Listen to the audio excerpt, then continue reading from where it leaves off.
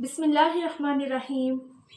रब्बिश्रह ली सदरी वयस्सिर ली अमरी वहलुल उक़दतम मिन लिसानी यफ़क़हू क़ौली।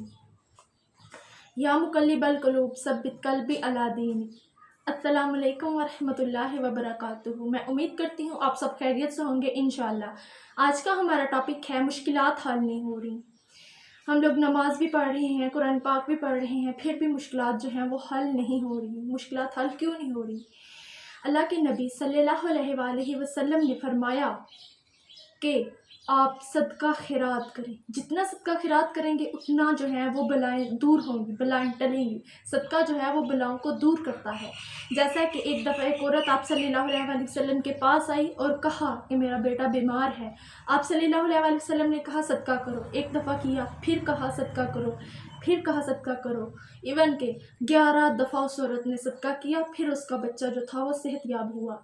फिर आप सल्लल्लाहु अलैहि वसल्लम ने फरमाया कि जो बला आपके पीछे थी उसके 11 मुँह थे, इसलिए बार बार सदका खैरात करें। रोज़ाना उठ के थोड़े से थोड़ा भी जो है वो अल्लाह की राह में सदका करें। कुछ लोग होते हैं सदका बॉक्स बना लेते हैं और उसमें पैसे डालते जाते हैं, वेल एंड गुड, लेकिन सदका रखने के बजाय, घर रखने की बजाय रोज़ाना का थोड़ा भी सदका करें। अल्लाह की राह में सदका दें, रोज़ाना दें, क्योंकि सदका जो है वो बलाओं को दूर करता है। मुश्किलात जो है वो इंसान मुश्किलात से पड़े रहता है।